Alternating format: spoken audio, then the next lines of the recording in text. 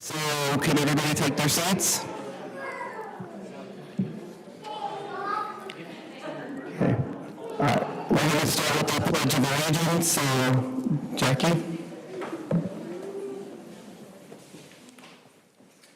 Ready? Pledge. I pledge allegiance to the flag of the United States of America and to the republic for which it stands, one nation, under God, indivisible, with liberty and justice for all. All right. Item 3, approval of the agenda. I would like to request a motion that we move item number 9.1.1, the Reddingston Charter Academy renewal, to right after public comment, because we have a lot of people that are here for that. So if there's someone that could make a motion, that would be great. Motion to move 9.1.2 to after public comment. I'll second. It's been moved and seconded. We're just going to do a voice vote for this. So all those in favor say aye. Aye. Any opposed? All right, thank you. Item 4 is public comment. Public comment for all agenda items and on matters that are not on the agenda, but that are within the Shasta County Board of Education's jurisdiction, will take place during this item. Members of the public are invited to fill out a speaker card and review the speaking to the board handout available at the check-in table. The board is not allowed by law to take action on matters not on the agenda. Is there anybody that would like to address the board?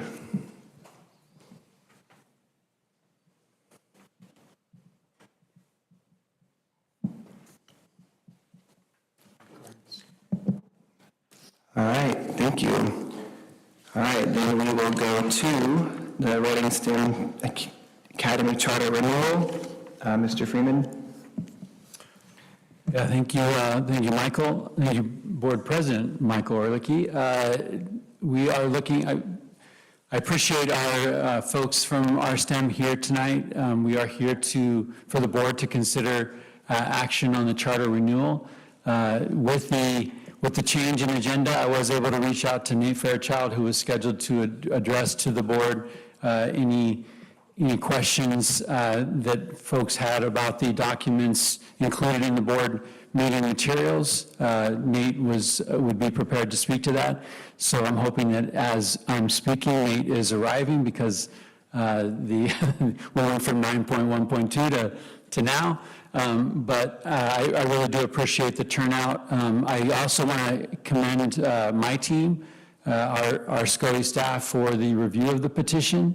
As we look at the petition, there are HR components, there are instructional components, there are fiscal components, and so Nate has coordinated that effort. I do want to commend Nate Fairchild for the support that he provides to the charters that we authorize, and for spearheading the petition review.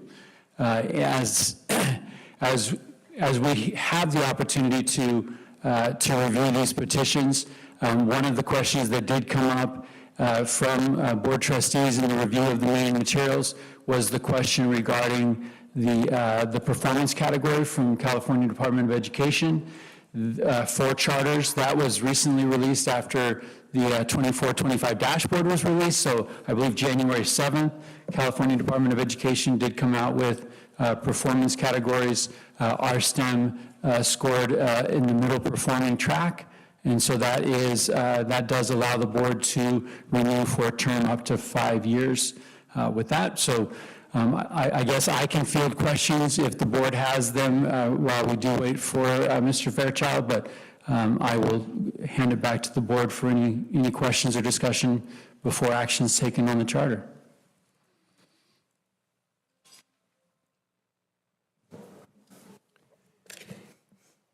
Are there any questions from the board?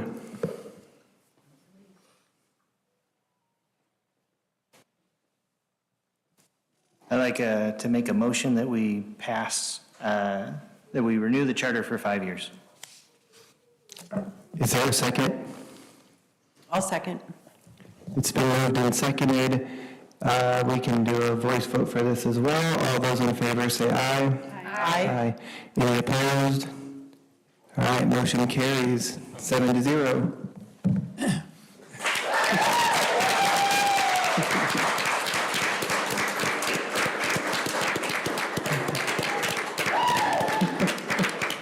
Welcome, Nate.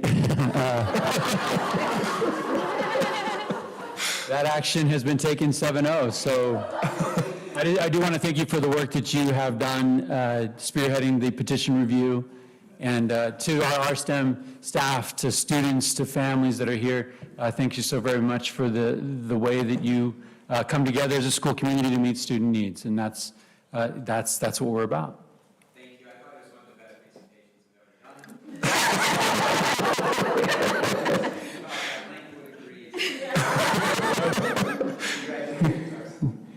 Yes. Thank you. Okay. Item 5.1 is the surplus property, the City Levy Advisory Committee, and that is Ariel.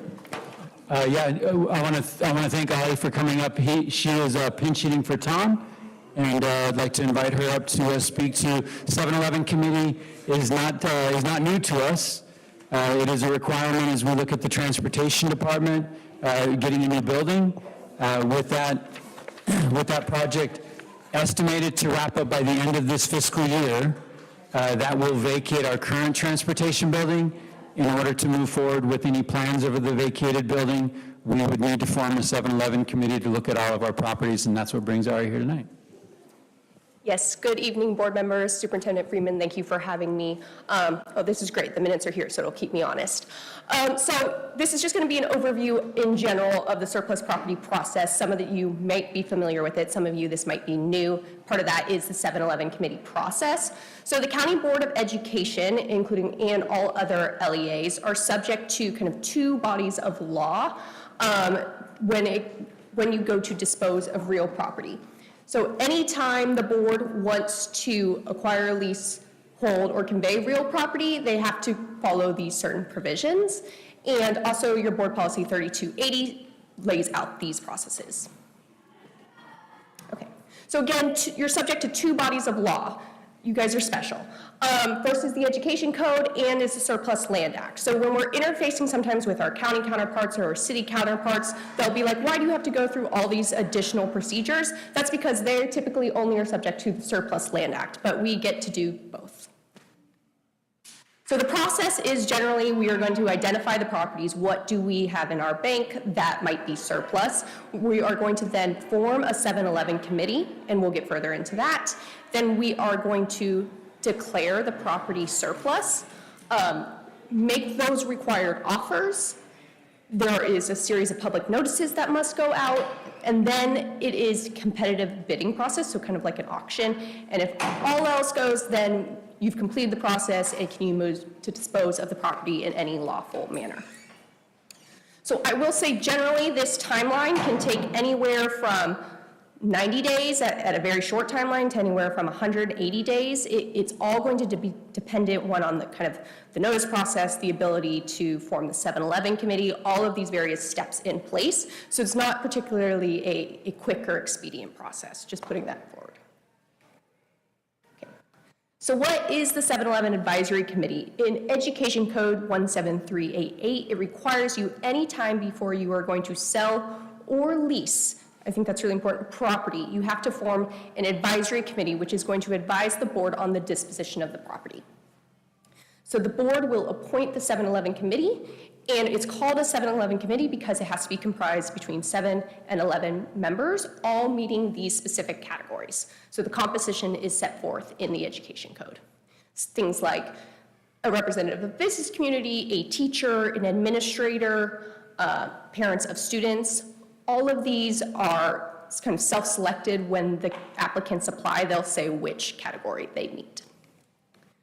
So what does the committee do? They hold public hearings, they hold Brown Act open public hearings, and they gather information about SCOE property, and then they act in advisory capacity to the board. So they are going to review a bunch of information about the properties, kind of what is the state of SCOE's current property holdings, what could we potentially use for, and they are going to do that by evaluating what they're required to evaluate by law, which is determine the amount of surplus space and real property within SCOE's assets, develop a priority list of acceptable uses, They're going to, again, hold public hearings, and they will gather public input. So that's a great time for the public to come forth and say, hey, here's how we want this property to be used. Then they're going to make and when we say final determination, that means they are going to make their final recommendation to the board. And that is getting presented, that will be presented in a report to the board.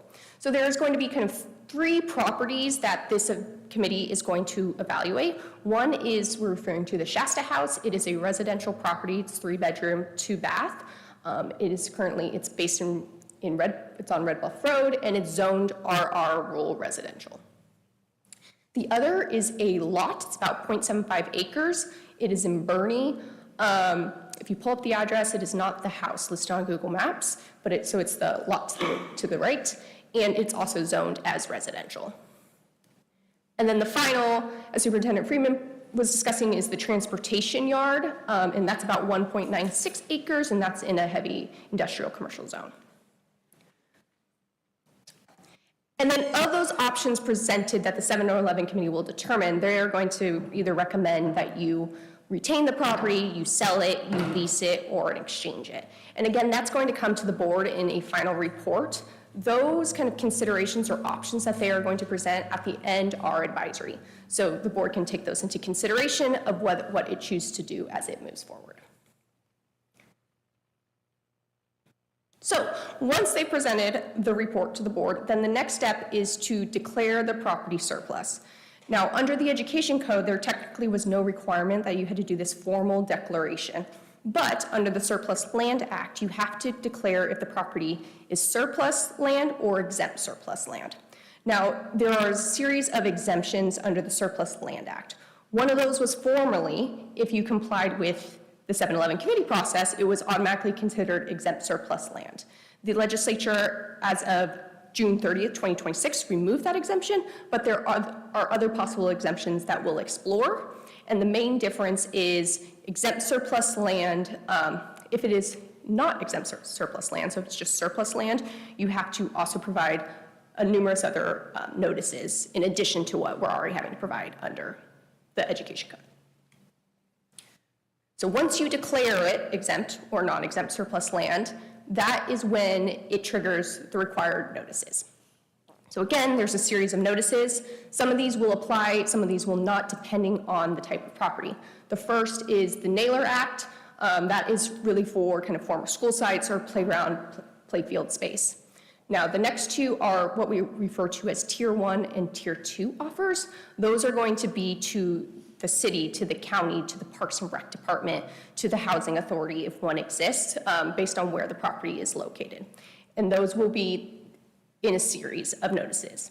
And so they have about a set amount of time to respond once they receive those notices. So they have 60 days to determine whether they want to submit an offer for the property. And then finally, there's also this public notice that goes out via the newspaper, and that gets published for 3 weeks, and that it casts a broader net, and that actually allows any kind of nonprofit or other local agency that is not giving specific notices to submit an offer at that time. In addition to the offers, so as we go through this process, eventually, if no one wants to submit an offer, the next step will be coming back to the board and adopting what's called a resolution of an intent to sell. This is just under the assumption that you would sell the property. But before you do that, there's also a series of offers or notices that you have to send. One is to the prior owner to make a reasonable effort to identify who that is of the property. Another is to the local planning commission, so they can make a determination whether the disposition is in conformance with the general plan. And then an important one is to the Department of Housing and Community Development. That is where you'll submit your exempt surplus land determination or surplus land determination, and they will, within 30 days, tell you that they agree or disagree with your finding. So if you do not receive any offer during that process, then the next step is we offer the property to the public. So, and that comes in the form of adopting a resolution of intent to sell. That is something that's brought to the board. It has to be approved by a 2/3 vote. And that sets a time and date for when, at least 3 weeks in the future, because it has to be advertised for at least 15 days, of when you're going to hold an auction, and it's going to be like a public bid. So we're going to have an auctioneer, someone's going to say, hey, $1, $2, $3. okay, not quite like that, but you'll get written offers in, and then if there's written offers, there is this oral offer component. And that's where we talk about here. So there is this interesting, it's maybe a little bit of a relic because of when the statute was written, but there is this kind of oral bid component, or if you don't actually receive a written offer by the time and date stated in the resolution, someone could put an offer, right there on the floor if you want to consider. 1 minute, 10 seconds left. Questions? Yes. Thank you very much. If you can just back up, I think 3 slides, I had a question on the order that it's, the notices are gone to, because before it goes to the public, it goes to the Planning Commission. Great question. So some of these notices can be sent at the same time. That's what, okay, because that feels weird to give it. Oh, no, so the planning commission, so these required notices don't actually allow them to submit an offer. So these are for determining basically conformance. So the planning commission gets a notice to evaluate and say whether your sale or lease of the property meets their kind of plan, their general plan or their specific plan for the area. It's an advisory, but it is a process. Author?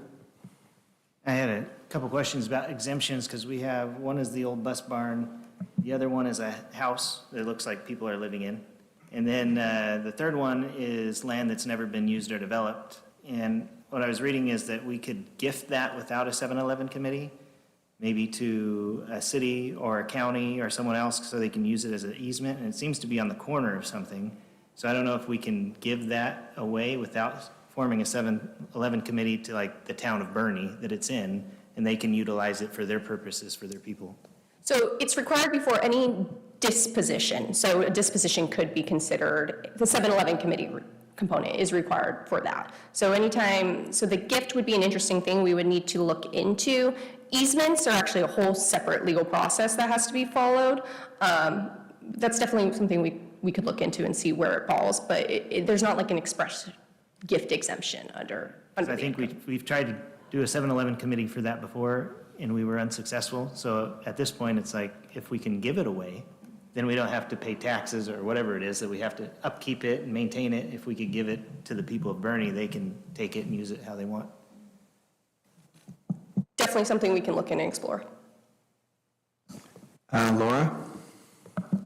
Yeah, so kind of piggybacking on what Arthur said, and this is more a question for Mike, because we did form a 7-Eleven committee, and then it never was really activated. So are those people still around and able? Because it seems when you give that big list of requirements, it's kind of tricky to find enough people to volunteer that fit those different things. And so do we have people who are ready to step in and do it, or are we starting from scratch again? And then what sort of happened before? Why didn't it ever activate? Yeah, President, I'm next in the queue, but I'll yield to Austin. Okay, Austin? So we did compile a list. We recruited for a 7-Eleven committee. And at that time, as you know, the timeline for the completion of our transportation yard has been extended beyond what we thought that it was going to be.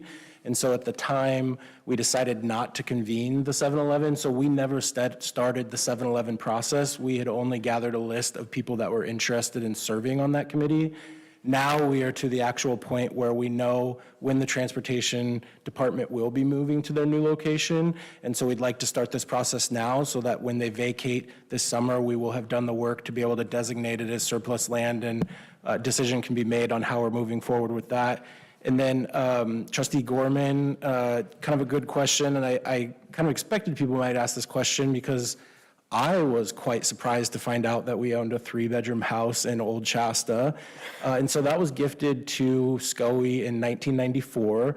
And at the time, we had a much more fully operational WEST program where the intent was for that to be, that was housing for staff that worked at the program. Over time, we sunsetted providing staff housing for WES, and then the NPS picked it up as a lease for their seasonal staff where they offer housing. Some regulations have changed at the federal level where they're no longer allowed to enter into those leases. And since we do not have another purpose for it and we don't want to be landlords, we're taking it to 7-Eleven now. The house is currently vacant, so there are no occupants in the house. And then fully agree with you on the burning property. We're just looking to get rid of it because we own a vacant lot and it doesn't make sense. And that one we were gifted in 1977. And it is in a residential area that is zoned residential. And we would like to figure out how to give that to somebody who could use it or sell it or whatever the board determines. Just following up on my question, do you think that these people that we found out, that we Yeah. got together earlier are still out there and might be interested now? Yeah, I apologize. Yeah, so we still have that list, and so we intend to reach out to the folks who had expressed interest in serving on the initial 7-Eleven committee, and then based on the folks that had expressed interest that round, we will recruit to fill the remaining seats of 7 to 11 members. Are there any other questions? You want me to click the button? Jackie? But I want to make sure though with that, yes, I see what you're saying, not like starting all over again, but I want the whole process transparent and open to everybody from the beginning of the formation of the 7-Eleven. I don't want to just go and do these people that already signed up and then we hit 7 with that and no one else knows what's going on. Yeah, so I think what I'm hearing you say is the preference would be that we open a new recruitment for the 7-Eleven and we reach out to the folks who had previously expressed interest to let them know that they have the opportunity to express interest again. Okay.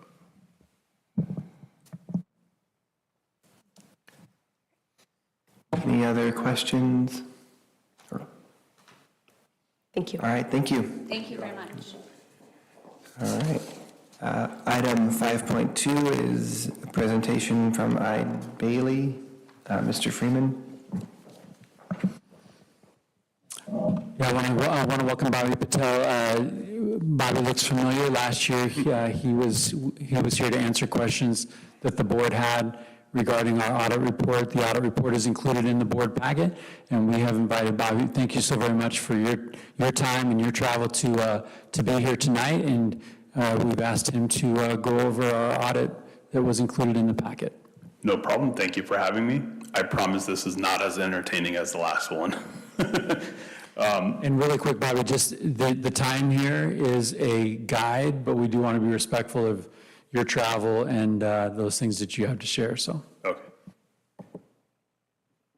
So what I'm going to present today, it's the audit report, which includes the financial statement opinion, the federal compliance opinion, and also the state compliance opinion. In addition to that, the AUC 260 communication letter that the board received along with the audit report. Before I get started, I usually like to define what an audit is. It's a process designed to provide a reasonable assurance where the financial statements are free of material misstatements. And the ultimate goal of an audit is to provide an auditor's opinion. The highest level of opinion we provide is called an unmodified opinion. And the way we get there, it's through a risk assessment approach, understanding and reviewing SCOE's internal controls, and ultimately testing transactions on a sample basis. For SCOE, we break up the audit into 2 phases. The first phase is the interim audit, which is conducted over summertime, generally July, August timeframe. This includes planning the audit and risk assessing various areas, reviewing internal controls, reviewing your federal compliance programs, and your state compliance as well. And then the second phase and the final phase is the final audit, which is conducted after SCOE closes its books and presents the unaudited actuals to the board. And then we come in after that portion of the timeframe. We'll wrap up any federal compliance that was hanging over from summer visit and also any state compliance. And in addition to that, we'll audit the unaudited actuals to figure out if they're materially correct. And if they're not, it results in an audit adjustment, which I'll go over later if we had any or not. To kind of highlight the difference between the accounting policies and procedures, there's modified accrual and full accrual. So what you see in the unaudited actuals that were presented, I believe, in October, it's called modified accrual. This doesn't include any of the long-term assets or long-term liabilities such as capital assets, leases, pension and OPEB liabilities. So the modified accrual statements are pages 16, 18, 78, and 79. These closely align to what was presented in the unaudited actual minus the formatting differences. And then we take those modified accrual statements and convert them to full accruals, which are presented on pages 14 and 15 of the audit report. These are the governmental activities financial statements. This include all of your long-term assets and liabilities that I mentioned previously. And then going over some of your significant long-term liabilities, one of them being pension expense or pension liability. SCOE is part of CalSTARS and CalPERS for its employees for pension plans. It's a cost-sharing multiple employer benefits plan.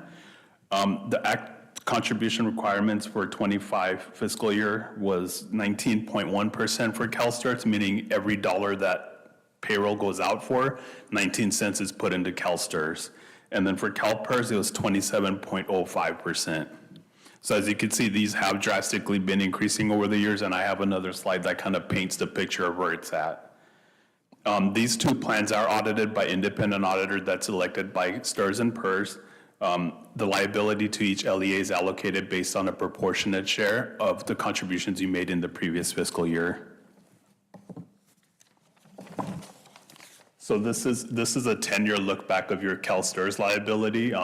As you could see, like the contributions from when it started in 2016 to now have increased significantly in addition to the liability.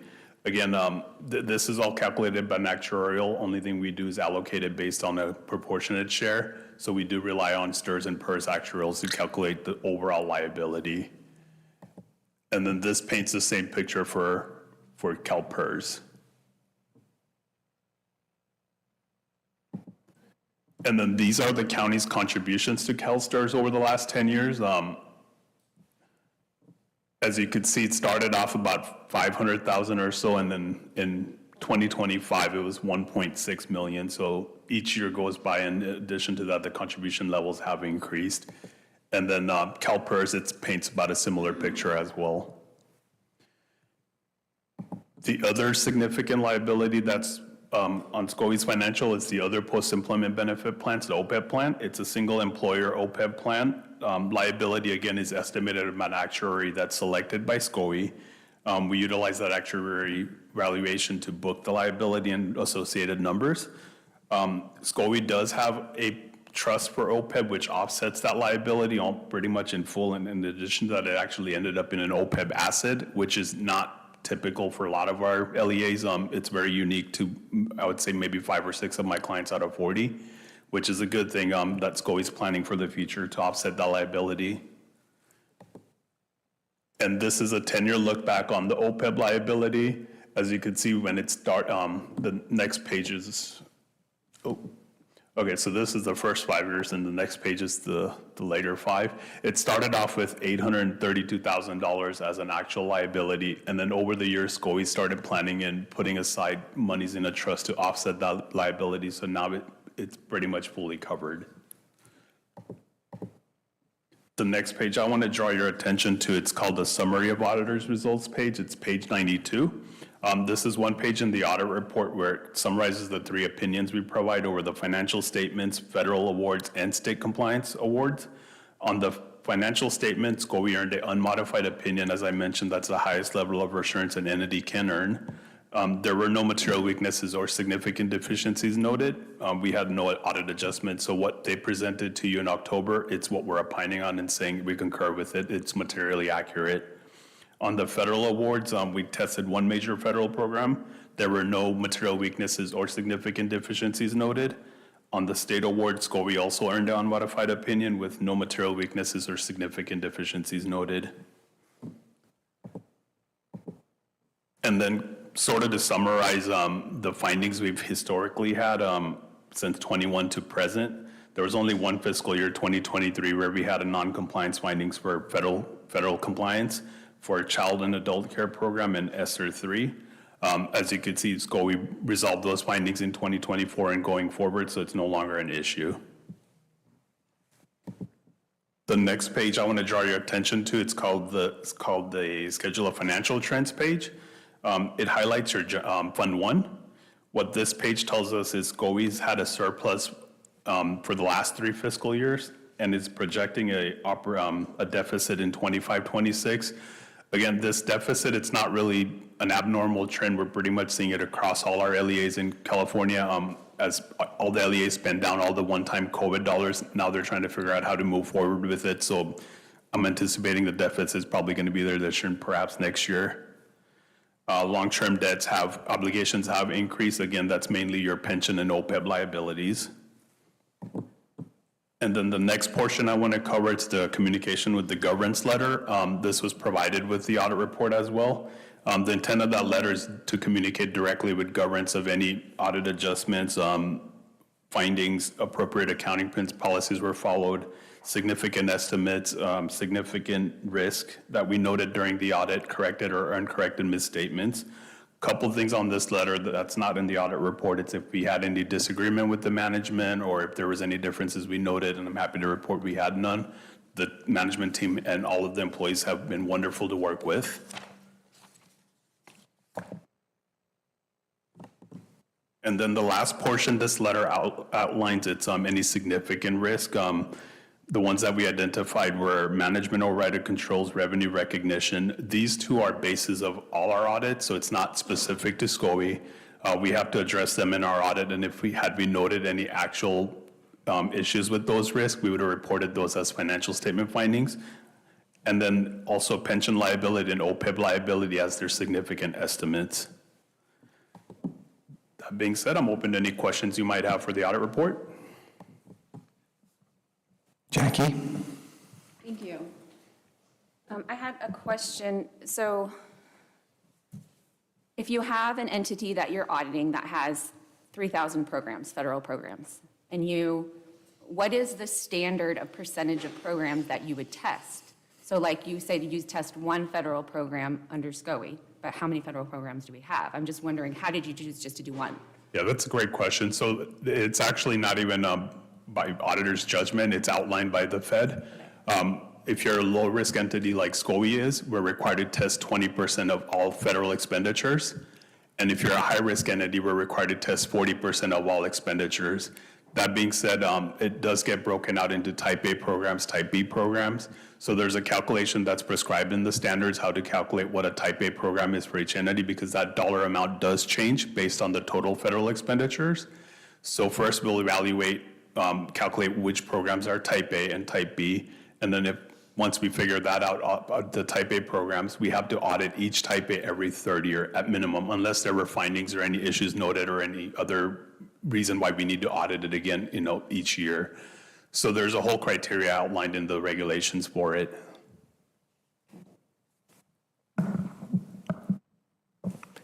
Any other questions?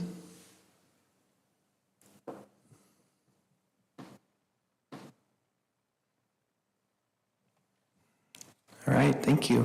Thank you. Thank you, Bobby. You're welcome. All right, we're on item 6, board initiatives, and we have a presentation on the Substance Use Prevention Subcommittee. I want to thank Jen and Maggie for your flexibility. You were here last month, and you were willing to move this presentation to this month. We did have a very busy fall in the world of prevention, and I would like to turn the time over to Jen. We are allowing for 10 minutes here, and then time for board questions. The last time I saw all of you was before our good friend Rocky came, and so there's been, like Mike said, a lot of wonderful things that have happened this past fall and winter, and so I'm going to hop into those. So for our presentations, these are the 4 presentations that we offer, and right now our count is at 66 presentations to 1,700 students, and the rest of our winter and the rest of our spring is filling up quickly with different requests from schools. So we are at a good steady pace for those presentations in classrooms. And then with peer educators, we have 29 peer educators trained to go into classrooms. They have worked through their employment paperwork, and we've learned from how long it took last year that everything has been super streamlined. Richard has been wonderful in getting them all together, and we will be starting classroom presentations in February. And so because it is to 3rd through 5th age groups, it will be able to happen through this school year and into summer. And so we're reaching out to Reading Rec, we're reaching out to other summer care programs and after-school programs to get into those spaces. And then our students who are peer educators have recommended the classes they were in to go back into the classes where they know the teachers, which is a cool opportunity. And then we had the piece-by-piece art contest. So as you may remember, all of the art was done within a puzzle piece format. And so we had 336 submissions from 19 different schools. And our youth commission I think at the beginning of their December meeting said, well, what if we held a gallery walk? And then we said, well, when would you want to do it? And they said, how about 2 weeks? And so that was insane, but the students pulled it together. We had about 7 student helpers, and we ended up having 95 students and families attend. And so they walked up and down the halls of Magnolia. They looked at art. Mike was sprinkling sprinkles on their hot cocoa. We had cream puffs. And so Julie, our project coordinator, gets the award for biggest prevention parent event. But it was wonderful. And, you know, as a girl was leaving with her prize, she said, I can't wait for the art I submit next year. So, you know, there's anticipation building. We're coordinating relationships with different art teachers. And so it's a really cool thing that is building every year. And these are some of the art pieces. This is done by a 2nd grader saying, I don't hang with drugs, and it's on a monkey bar. This is another student who kind of broke out of the box of just doing in the puzzle piece. This is Sequoia. And then this is from Enterprise High, Life Can Take You Higher Than Drugs. So a lot of the art, it was so hard to choose from, but we opened it up to SCOE staff to be able to vote, and our youth commission students also voted. And then for our prevention mini grants, we have selected our 5 recipients. So that will be Foothill High Sober Grad, Enterprise High Sober Grad, Pioneer Continuation, Boulder Creek, and Ready for Life Host Homes. And then we got to do a parent event with the Foothill High Sober Grad parents. And so we had 14 in the room at Good Times Pizza in Palisadro. And I gave them an overview of everything from vaping to marijuana to all of the things that parents should know. And these were some of their major takeaways. They said drug use prevention needs to start at home. I'm convinced that if we keep talking, more will start listening. And they are sneaky and I am old, is what one parent said. So it was really good feedback. And, you know, being in the sober grad parent area, you would assume that they might have more knowledge, but they were as uninformed as any parent that you would find in Shasta County. And then here's an update on Rocky events. So he was here from October 19th through the 24th. I now have an even longer list of crazy Rocky stories that I can dig into at any time from his experience in the DEA. But we did a post survey after our big 8th grade event. And from that, 95.9% said they learned something from the assembly. And just so you know, that is around 1,800 8th graders in the David Marr at UPrep. And then we asked them what age should students learn about this information, and their highest answers were 5th, 6th, 7th, and 8th grades. So that's when they think that learning should start. And then, like I said, 1,800 students. And then we also were able to reach 1,000 more through going to Anderson Middle School, going to, because they weren't able to make it to this event, going to Fall River High School, any schools that would have us, we went. But their biggest takeaway from their long response was that they're craving adult connection, and then they're actually wanting more education. And these are just some snapshots with the time I have left of what students said in the long response. And so a student from Shasta Union Elementary said, I used to vape and I knew what it was doing to me. I just didn't think all of that could happen to me.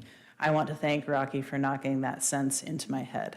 I didn't spell that incorrectly, but I felt like I wanted to keep their spelling true to what they wrote. And then UPrep 8th grade, I really liked what he said about some of us hiding behind these masks, making us look okay when we really aren't, because sometimes I wish people would understand and ask if I'm okay. So we took a lot of these responses and that data, and we've been sharing it with administrators, so administrators know what their students have been saying, and we're using also this information to drive the work that our youth commission does, as we head into the spring. But with that, questions, comments? Yeah. Are there any questions or comments? Teresa? Yeah. What is Ready for Life Host Homes? It is a foster care and transitional home nonprofit. And so what they're doing actually with their funding is doing life skills courses for students that have a substance use prevention tie-in. Yeah. Okay. So it's going to be learning life skills and also sharing prevention messaging. Nice, nice. Thank you. Mike? Yeah, thank you, Jen, for the report. Thank you for the work of the team. That art exhibit, one of my key memories from that, I'm walking through the hall, and I can't make it through the hall. There's just a ton of people. I make it down to the cocoa. I get assigned sprinkles. I start asking our team, like, wow, this is so much better than last year. Whose idea was the gallery walk? And they said the kids. I was like, oh, that makes sense. And then on the peer educators, training was held. They tried to coordinate the schedules and calendars of busy kids. Training was actually held on Thanksgiving break. And like over 20 kids came on break for that training. So it's just on agenda, and I just appreciate the work of the group. Thank you so much. Thank you. Thanks, Jim. Item number 7, the consent agenda. These action items are of Jessica, did you have a question for them? About the consent agenda. Are routine nature items for which no discussion is anticipated and are acted upon by a single vote. Board members may request that any item be removed and given individual consideration. Jessica? I'd like to pull 7.2.2. 7.2.2. Are there any other board members wishing to pull an item? All right, then can I get a motion to approve the rest of the consent agenda minus 7.2.2? Motion to approve consent agenda minus 7.1.2. Is there a second? It's 7.2.2. Motion to approve consent agenda minus 7.2.2. Okay, is there a second? I'll second. All right, it's been moved and seconded. We can do a voice vote. All those in favor say aye. Aye. Aye. Any opposed? All right. So, Jessica, would you like to speak about item 7.2.2? Sure. I just think that, I don't think, I do have some concerns about the process for the SARB partnerships, and I'd like to ask some questions in regards to that, and I'm just wondering if this is the appropriate time for that. I think I could field your questions, if I can answer those questions, or Claudia, between the two of us. If not, we can definitely go get answers. I just think because these people are dealing with vulnerable families and children, that it's really imperative we ensure that there are processes in place that protect kids from having one-on-one experiences with people outside of our organization. And so my first question is, what is our current process for approving SARB partners?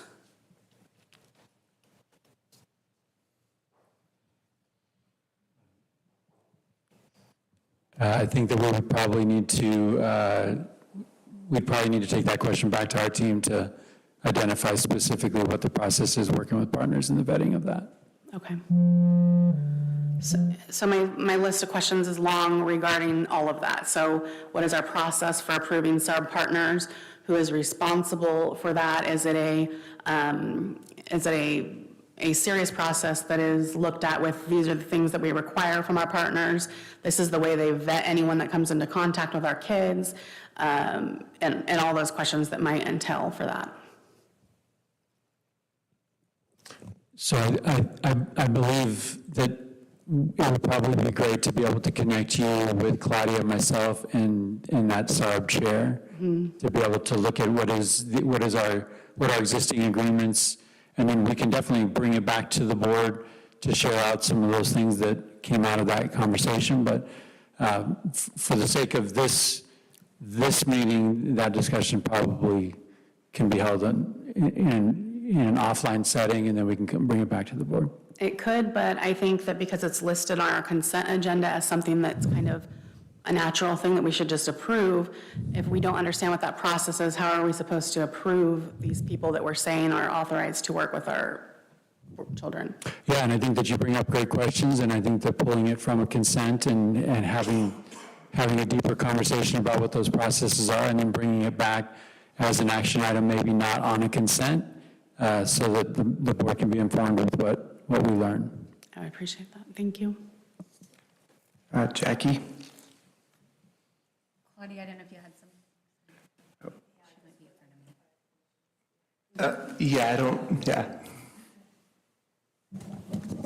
I think you bring up a really good question, Jessica, and in speaking, briefly with Wendy, who leads the SARB, this is a group that has been convened, so you can see the nomination forms were sent out to those same agencies. And what I hear you saying is that perhaps what we need to also look at is an extension of what comes out of that SARB hearing, if there's any additional services that are being provided by those agencies or contacts that they're making, that we have some protections in place. Because there's the folks that serve on the SARB panel, and that's the primary role that we are selecting folks for. And then there is a recommendation of the panel that may lead to some of those services. So my response to that is yes, and also it's been a concern of mine to figure out what our process is for approving these partner organizations we work with, and not just their safety for children, but their financial solvency as organizations, their responsibility, like how are we vetting to make sure these organizations are good partner organizations that are using our money appropriately, that are taking care of our kids and safeguarding their health and well-being. I want to know all those things. Jackie? Thank you, Jessica, for pulling this item, because I had a question on it as well, and I don't know, this might not be there, we might not have the answer here, but does our DA even prosecute for attendance? Austin, I see you in the queue. Is that something you can answer, or? No, I cannot speak for if the DA prosecutes for any of those things. I had a different question. Okay. So the question, I bring that up because I was looking at data, our attendance compared to Tehama County attendance, and I was looking at why is it so different? I understand demographics are different, but what is it practically speaking? And when talking to people in the community, this is not data, this is just the feeling, is because Shasta County doesn't prosecute parents for attendance, and Tehama County does. So I thought it was interesting. I would like an answer to that. I just don't know where to get it. Austin, you're in the queue. So. I had a clarifying question for Trustee French. As I review the list of folks that are represented in the SARB here, I want to make sure that I'm understanding your request about the vetting process. My understanding would be that, we've got the district attorney, we've got Shasta Union High School District, Youth Options, Reading Police Department, Reading School District, SCOE, HHSA, Pacheco, Probation, Shasta College, EESD, and Gateway. I believe that all of those organizations have their own hiring processes, and so I just want to make sure, as we are looking to have people sit on that SARB board that are community partners, are you asking that we are doing employee vetting on these partners that would be at the SARB table? No, not at all. I'm just asking what is our process for deciding if we're going to partner with an organization. Thank you. Specifically nonprofit organizations. That's my specific question. Obviously, as school district, we can surmise that they're going to do background checks, they're going to be vetting their volunteers effectively, but for nonprofit organizations, there are a lot of them that are not run well, and I'm just concerned and wanting to know what that process looks like before I ask a lot more questions. So a question would be And so, specific to you. and so because we're being asked to just give overall consent to approve the nominees that have been nominated by their employers, but I'm not comfortable doing that without knowing what our process of vetting these organizations are, specifically nonprofits, first. Okay, thank you. Yeah. And then I put a chime in for another question. Do you? I see that. There's two people ahead of Okay. you. Author? I have a question and I was going to make a motion. Is this something that needs to be passed tonight? No, right? No? No. Then my motion would be to table this and bring it back to our next regular scheduled board meeting as an action item. Mike, you're in the queue. Did you want to speak about that? I just have answers to some of Jackie's questions, so we can take an action on the motion, and then I can answer. Is there a second to table it and bring it back as an action item? I'll second it. It's been moved and seconded. All those in favor say aye. Aye. Any opposed? Oh, yeah, we can have a discussion. Jessica? Or Mike, sorry. Yeah, I'll just jump in. I do appreciate the Tehama County Department of Education point of, I guess, information from Jackie. I've had actually conversations at Region 2 superintendent level and with Jared Kaler, superintendent of Tehama County, and I actually asked for his MOU that he has with the district attorney, and he has shared that with me. And so we'll be looking at that. That is feedback that we do get from superintendents. I do want to point out, though, that love it, hate it, effective January 1st, California Assembly Bill 461 does repeal the state penal code for eliminating potential jail time and fines for parents of chronically truant children. So there is that does hamstring some of those efforts, but I think that there's still opportunities to have conversations with our district attorney to be able to help strengthen our SARB. We have restructured our SARB, and I think that can actually be brought to the board maybe in that agenda item for next month. There are some changes there that we believe are good, but I think that the feedback that we've received from superintendents and the feedback that we are seeing success in Tehama County, I think merit further discussion in the context of what can be done with the district attorney. Jessica, did you still want to speak to that? Yes, I just wanted to clarify that I do think that there are a lot of good programs and opportunities for kids to improve their attendance through SARB, so this isn't a hit at SARB at all. It's just strictly me wanting to make sure that we're doing our due diligence and our ethical duty, really, to be sure that kids are safe with the people we refer them to, and to the best of our ability. And so I just want to know what our process is so that I can determine for myself if that feels safe or not.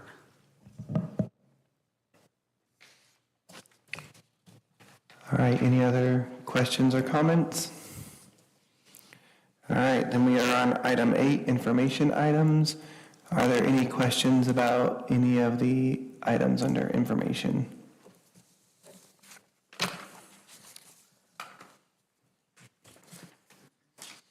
All right, I don't see any in the queue, so we will move to action items. We have already taken action on 9.1.1, so the next one would be 9.1.2, board member attendance at California School Boards Association County Board Governance Workshop, March 11th and 12th in San Diego. Is there any discussion or a motion to approve attendance? Motion to approve attendance?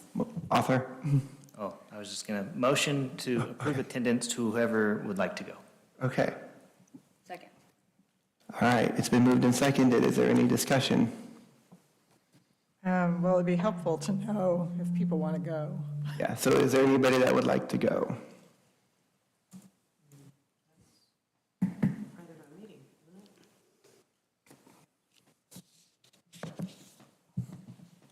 Author? I was going to say it's my birthday on the 10th, so I'm probably not going to go. No, and my daughter's birthday, and my son's birthday, and I think everybody in my family's almost born in March, so. Yeah, but a lot, March Madness in our family. And yeah, that is on our meeting day too, so. All right. So if there's nobody wanting to go, do you want to, we can just vote no on the motion then not to go, or just withdraw it? Yeah, we could withdraw it, because we have the ability, if someone actually has the time to go, to vote for that later. Yeah. Yeah, we could withdraw the motion. All right, thank you. Mike?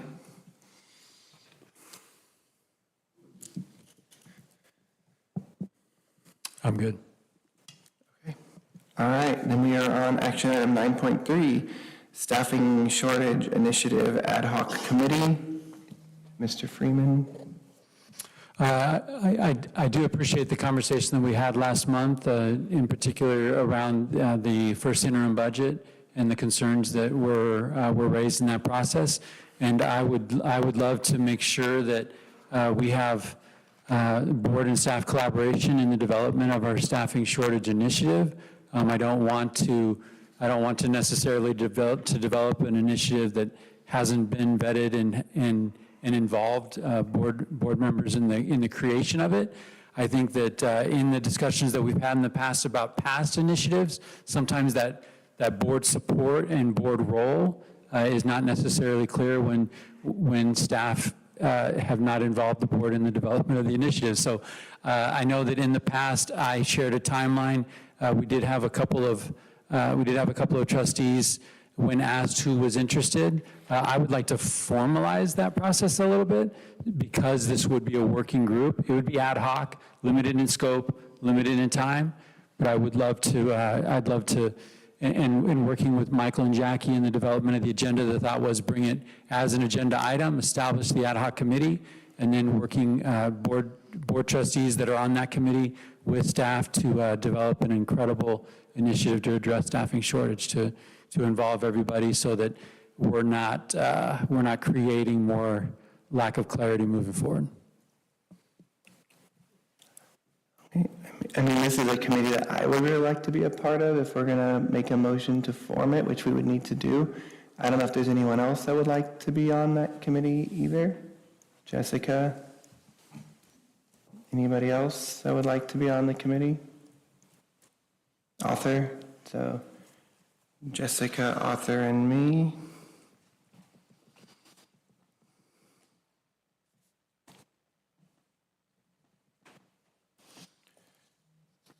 All right, so is there someone that would like to make a motion to form this committee and set like a time limit on it as well, since it's an ad hoc committee? And is there any other discussion too? I'll make a motion to start a staffing shortage initiative ad hoc committee with a time frame of 8 months. Okay. Is there a second? I'll second. All right. It's been moved and seconded. Is there any further discussion? Oh, Mike? I just wanted to thank Carmen ahead of time for the miracle and magic that she's going to do with our calendars to make those ad hoc committee meetings happen. Thank you. Okay. All right, if there's no further discussion, we'll do a roll call vote on this. Abby? Aye. Jacob? Aye. Author? Aye. Jessica? Aye. Teresa? Aye. Laura? Aye. Jackie? Aye. And I vote aye as well. All right, then action item 9.4, Board Member Gorman's request to attend the 2026 Curriculum and Instruction Steering Committee Symposium. And Author, you are in the queue, so. Thank you. Yeah, this was brought to my attention by several other board members up and down the state that said it was a really good thing to go to. I looked at it. It actually conflicts with things that are on my schedule when I went back and looked through all my dates, so I can't go to it, but I don't want to hinder anybody else from the ability to go to if they're interested. They talk about new things that are coming up in education, things that would probably go really well with the ad hoc committee. And I thought it was a great opportunity if anybody would like to take it. So you would like to table the item? Well, I mean, I don't know if anybody else is interested in going, so that would be my thing. I know I can't go, but if somebody else read the material and went up to the website and it was really interesting to you, I wouldn't be opposed to sending other people there. Okay. So we could table it till next month if people really want to go. Well, I think it is next month, so it'd be after our board meeting. Okay, Jessica, you're up. Never mind. Huh? Never mind. All right, Mike? Yeah, I didn't have the information regarding breakout sessions, but I did reach out to the organizers of the symposium to see would there be relevant strands of breakout sessions available for board members. And I did share out the response from that organizer of the conference that there is no, this is designed for job alikes. This is designed for folks that are working in our curriculum instruction realm, and there are no current county board members that attend this. There are practitioners that are in the work, doing the work, and do serve as county board members, but specific breakout sessions related to the role of the County Board of Education trustees would not be in the programming. I just wanted to pass that along just for relevancy. Laura? Yeah, and I just wanted to say that attending this would be a departure from what we've done as a board before with our training dollars, which are taxpayer money, is that we've always directed those towards events and conferences that are for board members. We've never gone to something that isn't geared to board members. Arthur? My only rebuttal to that would be this actually is part of what we do. We approve curriculum, we look at different things, we look at things that are coming up in education. So when you look at our policy of sending board members, it's to give them opportunities to bring something back to make our organization better. When I went to CSBA, I was kind of disappointed in some of their breakout sessions because they gave a lot of problems, but they didn't give a lot of mechanisms, like action mechanisms that we could take back and start at our organization. Maybe it was the breakout sessions that I went to, but this one actually looked like it was giving you actionable items that you could do in your own school district. I mean, one thing we might want to consider to bring back as a board is if there is money for us to go to conferences and trainings, maybe we could create some kind of a process or procedure similar to schools do when they want to send teachers to professional development. You can submit the conference that you'd like to go to, and then the board could approve or disapprove that funding for you to go. That way, there are things like there's one, I think Tulare Office of Education is offering on school safety. You know, there might be board members interested in that, or there might be things on curriculum or other items. So maybe that's something that we could bring back as a discussion, an action item or discussion item at a future meeting.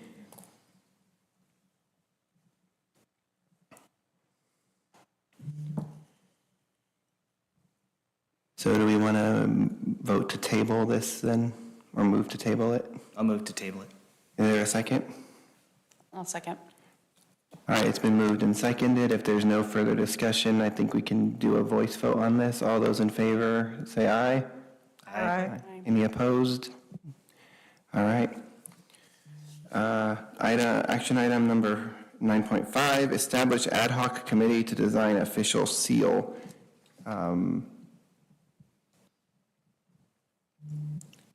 Arthur, I think you requested this to be added. Would you like to speak on that?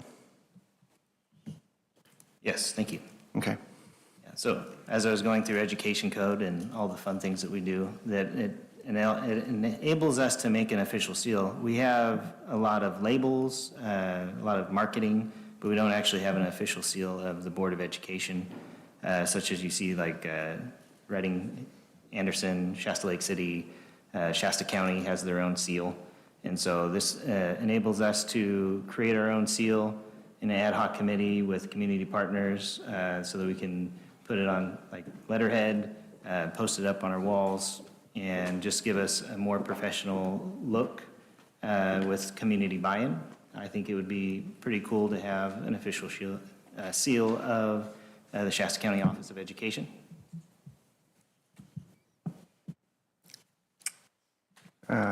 Jessica? I'm just curious, what is the difference between the seal and what we have right there in the top left-hand corner? Is it just because it's not round? Author, do you want to address that?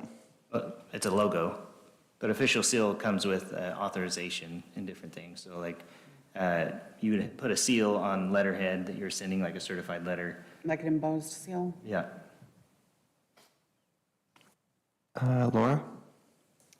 Yeah, I mean, I don't see the need for it. I think, I like the logo that we have. I think it's simple and it identifies with us and our sense of place. To me, if it's like professionalism is the goal, authenticity, I think we've already got that, and that comes by way not with a seal, but by the work that your entity does and the people that are doing the work. So I don't see the need to do it, and I think it could be like, here's another thing we're going to argue over. So, yeah, I don't see the need for it.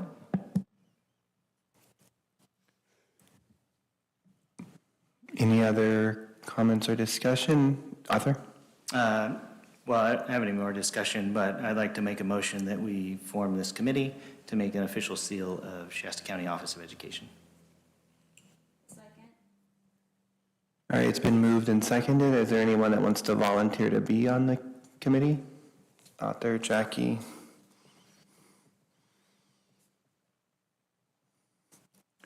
Jessica?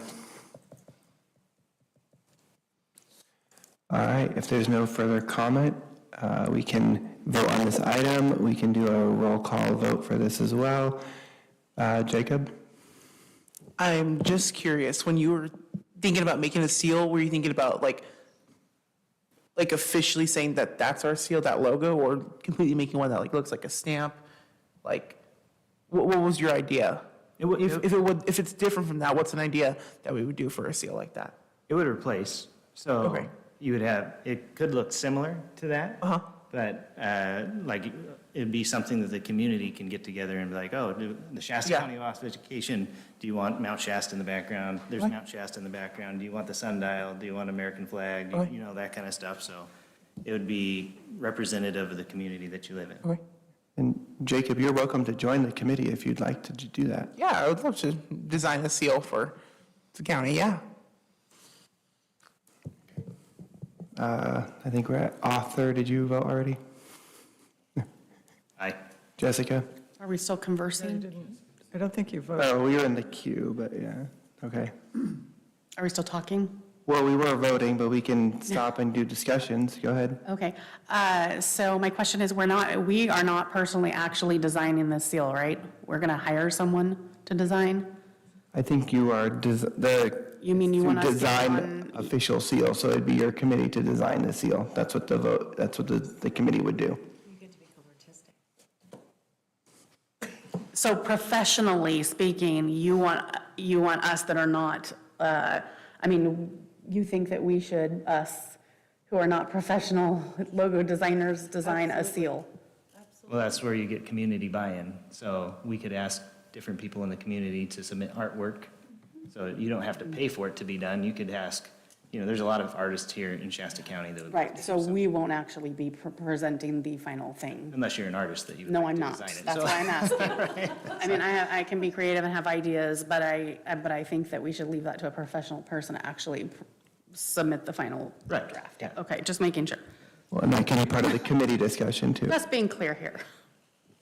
Yeah. We have a, communications team. Yeah, and in this committee, we would decide like what a staff is involved in it as well, right? Okay. That would be the committee discussion, yes? All right. Are we ready to vote now? Or is there anyone else that would like to talk? All right, we'll start over with the roll call. Abby, I think I missed you last time. Abby? It's okay. Aye. Jacob? Aye. Arthur? Aye. Jessica? Aye. Teresa? Aye. Laura? No. Jackie? Aye. And I vote aye as well.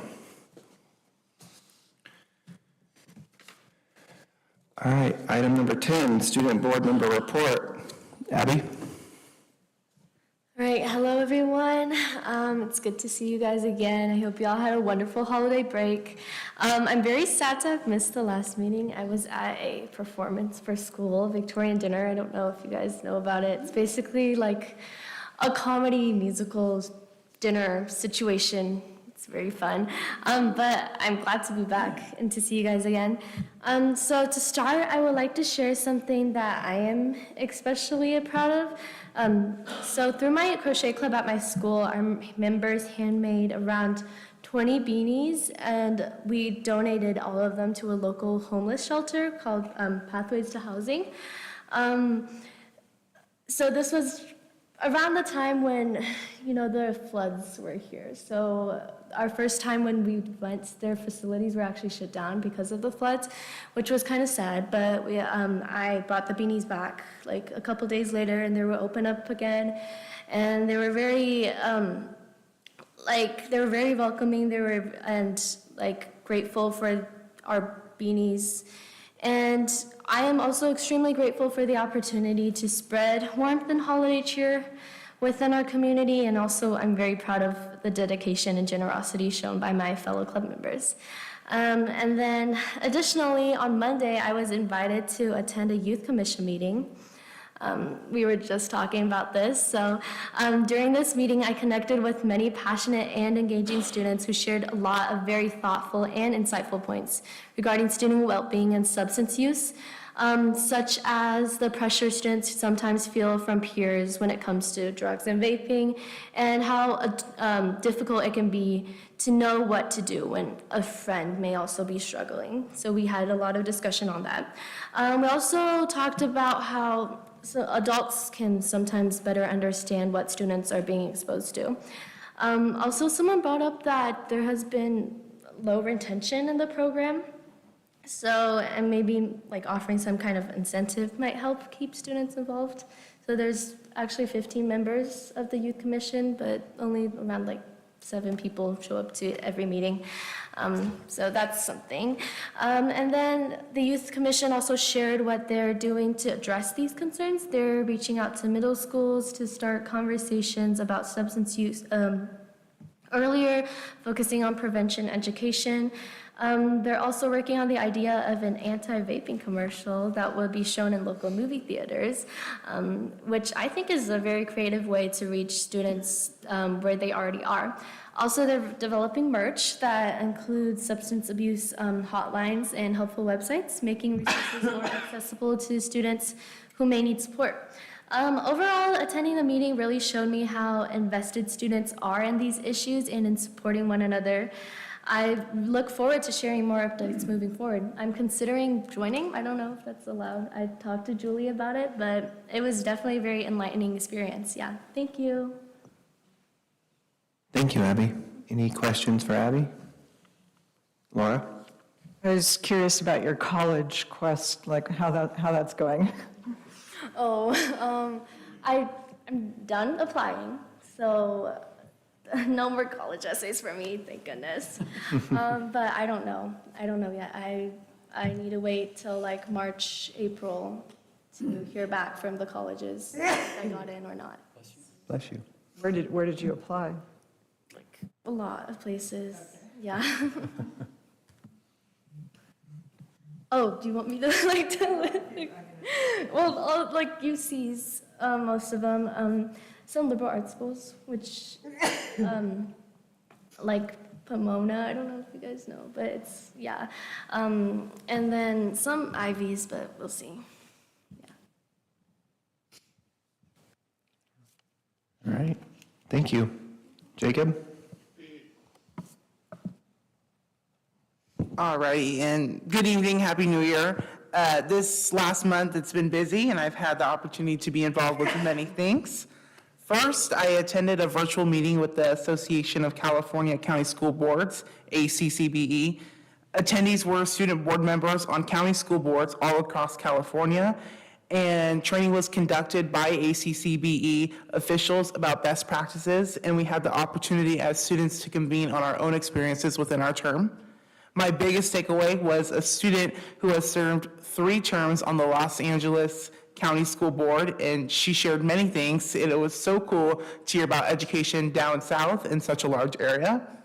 And on that note, I will be attending another training in February with the attendees consisting of regular school board members and students, and I'm excited to report on that next month.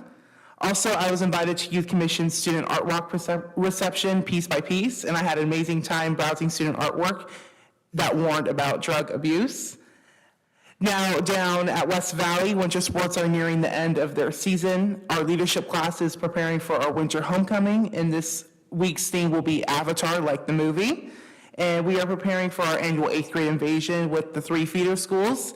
It is a day in March where future Eagles learn what it's like to experience high school. And then lastly, today is the middle of Abby and ours term as student board members here, so I would like to show a snippet of what I've been doing outside of here. First, in the fall, I am exploring my college options, and that time is really here. My top choices are Santa Clara University and UCLA, staying close. And my plan is to still major in chemistry and teach after. Also, speaking of chemistry, this past month I've started an experiment and a passion project combined with my school about researching chemical breakdown of oils. And then also I'm finishing up a few last classes at Shasta where I'll be graduating in May with my associates. And yes, I will still have 1 more year of high school. And that being said, I'm excited for what the next months bring, and that's all for tonight. Thank you, guys. Thank you, Jacob. Any questions for Jacob? Well done. Yeah. Mike? Thank you, Abby. Thank you, Jacob. I just want to thank you.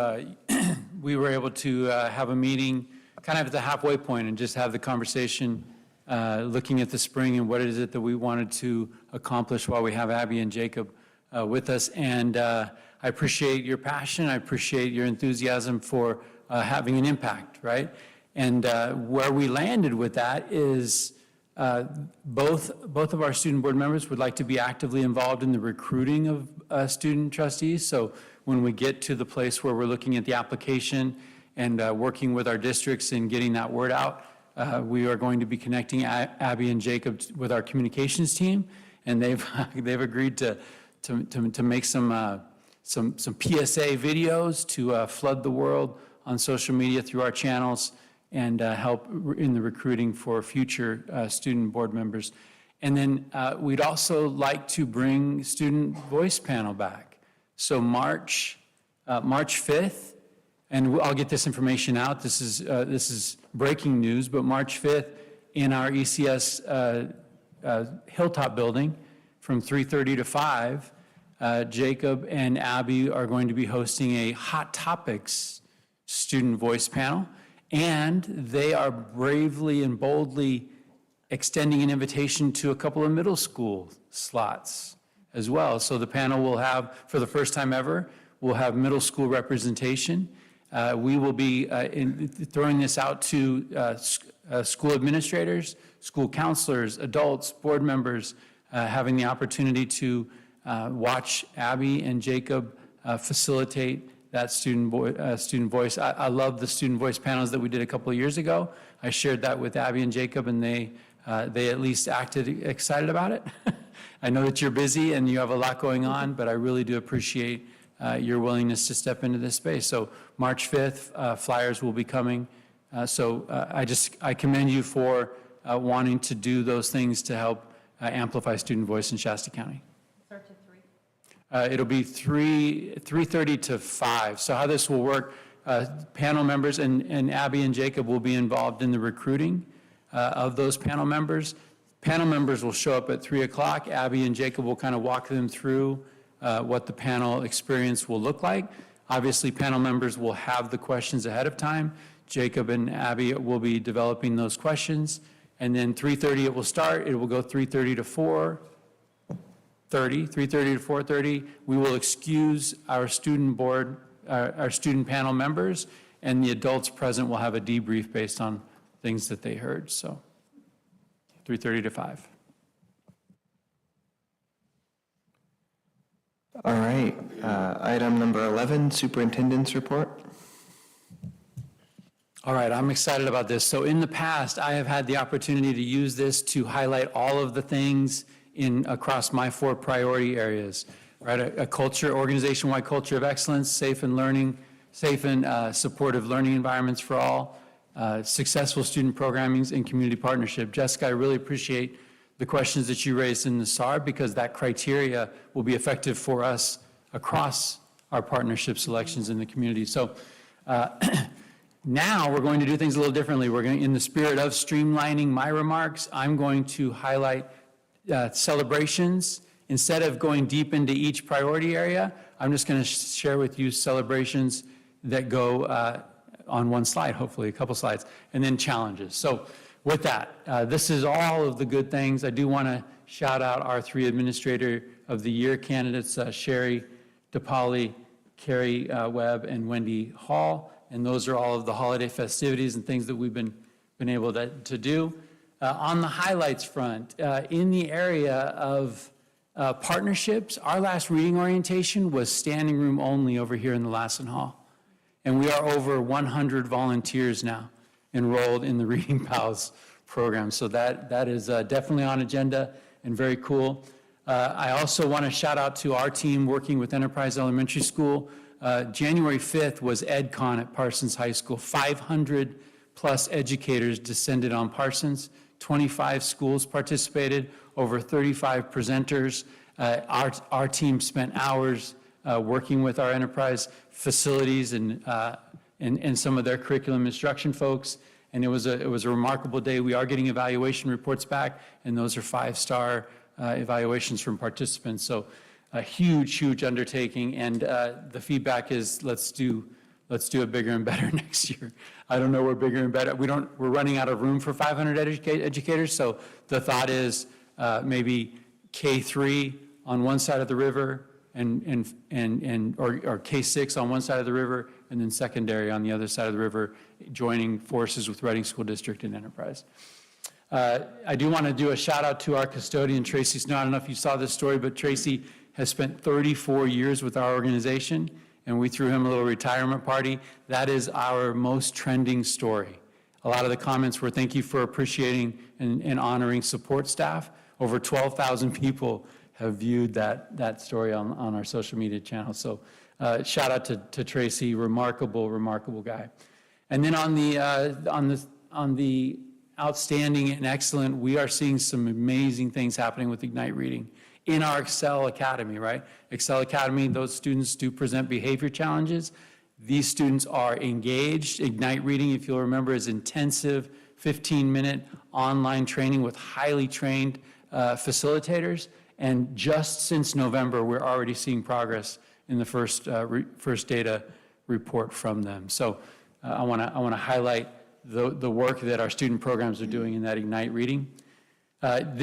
This is, I can't not tell this story. You've heard our Native Student Success Team come and report the work that is happening. I just want to draw attention.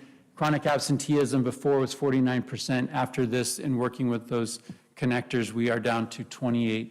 28% still not acceptable, but it was a remarkable decrease, and we're seeing some promising things from that student programs. And I just want to shout out Carrie Schutte and our communications team.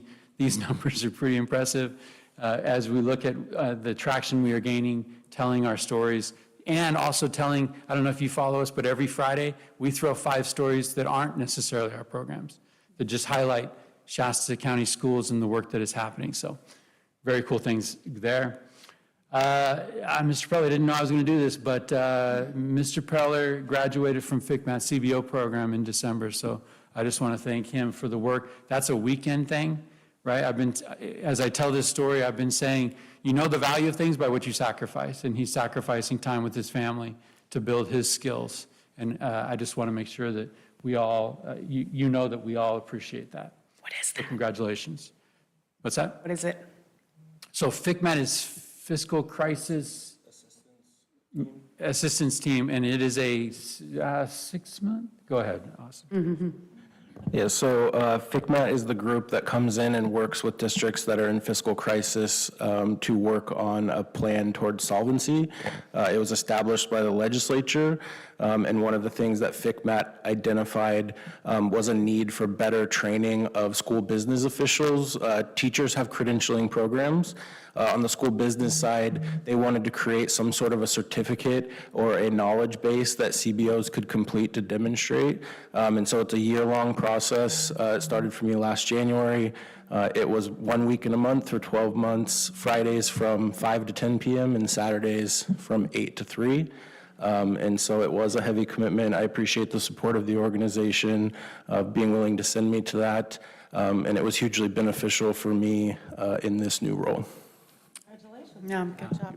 Year-long program, I think the mentor relationship that you've established and the networking is as valuable as the learning. So we are in good hands, and I think that I really appreciate the work that went into that. Deserves some celebration. On the challenges front, we will call them opportunities because we do want to kind of come at it with a growth mindset. But our area got hammered with that flooding, and our SCOE staff, specifically Ayla Tucker and Cole Rumford, did what we could to rally in support of sites that have been impacted. We're talking one school has 10 classrooms where school started after the break and students were displaced. So Ayla Tucker's familiar, her background is PG&E, very familiar with Cal OES, Office of Emergency Services, and the federal OES. So we were able to be proactive working with districts in the assessment of damages. The state did declare a state of emergency, and that does allow us to report those assessed damages in the hope that we might be able to get some fiscal relief for districts. We're talking $800,000, $900,000 in some of these districts of damage. So what's that? Without flood insurance, right? And so, and I do want to also throw a shout out. We have had our own Team SCOE members and their homes were affected by flooding. And so this definitely impacted lives. And thanks to the work of our staff and the hard work of districts, the disruption to student learning was minimal. Many of those classrooms have been repaired and kids are back in. So exciting to report that. And then our district fiscal services, Donnell Evans and her team have been able to jump into some board meetings to have conversations as we're looking at budgets tightening in districts. Fiscal challenges are popping up in some districts, and so that district fiscal services team is stepping in to help boards make plans to ensure solvency down the road. So wanted to throw a shout out to that, and that is my time. And James Alspaugh, bank me 7 minutes, please. Future use. Are there any questions for Mike?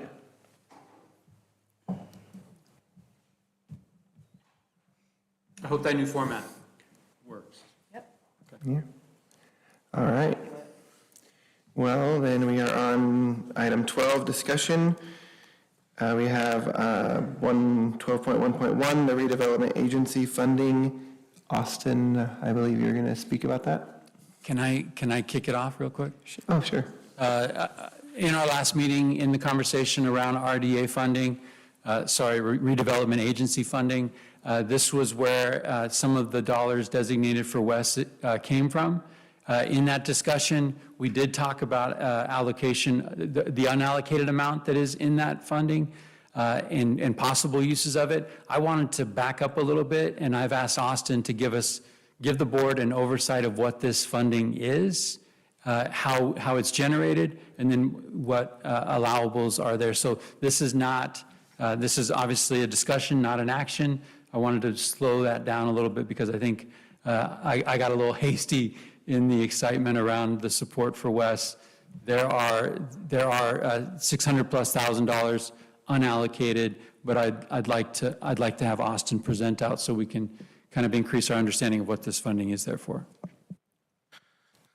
Thank you, Mike. So redevelopment agencies were first authorized in California in 1945. And what this did was it allowed cities and counties to develop another government entity that would encourage economic development, infrastructure improvements, as well as housing. And so over time, more RDAs popped up throughout California, and what would happen when an RDA was established within a tax base was that property taxes were frozen from the point that the RDAs had been developed. So as you know, part of what fills a school's bucket in the LCFF is property taxes, local property taxes, and state aid. So in areas with higher property tax, they get less state aid, and with areas with lower property tax, they get more state aid, but that's how a school's funding is filled, right? So over time, when those property tax revenues were frozen, so schools would still continue to receive property tax revenue, but it was only at the rate when the RDAs was established, right? So over the several decades that RDAs existed, that number began to shrink, and then the state aid had to come in and fill more of the bucket for schools, right? So as we got into the early 2000s, there started to be some growing concern about these RDAs because the state budget was having to account for so much more of school funding, right? And then we hit 2012, and we had the financial crisis, and that was really the jump starter for Governor Brown as well as the legislature to repeal RDAs. And so when RDAs were repealed in 2012, they had to develop successor agencies. And so these successor agencies are made up of boards. Ours in Shasta County is a 7-member board, and it's made up of those entities that would be benefiting from property taxes. So you've got your special districts, your cities, your counties, your schools, and your community colleges, right? So all of those groups provide a member to this committee, and the committee was in charge of winding back all of the obligations for the RDAs, as well as dispersing the residual assets that they had at the time. And so that's how the money is continuing to flow into schools. Kind of a nuanced thing where we receive tax revenue from the RDAs, but now we've also restored that property tax, right? Once they were appealed, we now get a higher proportional share of the property tax because none of it continues to flow to RDAs. And so there's two ways that money can come to us from the redevelopment successor agency, and it is one through their sale of real property that they might have owned, and those come into Fund 1. Those are further and far between, right? I think most of the real assets that the RDAs had have been sold years ago, and those funds have really kind of dried up. The other is that RDAs issued bonds, long-term bonds, as well as loans to encourage development, right? And so just because RDAs were repealed in 2012, the bonds and the loans still existed. And so as those bonds and those loans are maturing over time, they are collecting taxes on those or income on those, right? And so the committees pass those dollars that are earned on those bonds or those loans to the property tax receiving agencies. And in 2012, Shasta County did a study about how long it would take for the RDA revenue to completely dry up and for all of those things to be settled. And their estimate was that it would be about 30 years. So we will continue to receive some form of RDA funds until around 2042. It does fluctuate year to year, but it seems like over the last few years, kind of a stable metric that has come to SCOE has been about $80,000 a year. And of course, as you know, those dollars go into Fund 25, which is for capital improvement projects, and we have that fund that is RDA capital improvement funds. So currently, SCOE holds, after the West action, a remaining balance of $691,424 in that RDA fund.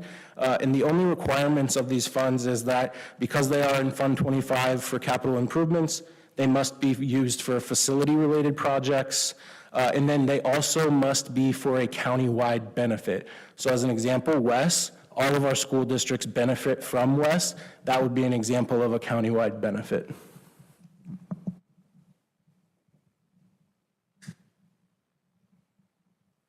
Author?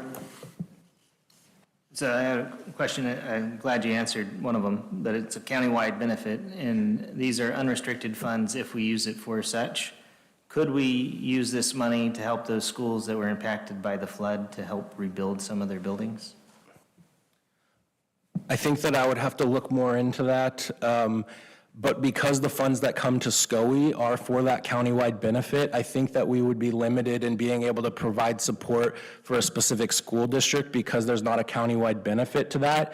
And school districts also receive their own portion of those RDA funds that they would be able to draw from.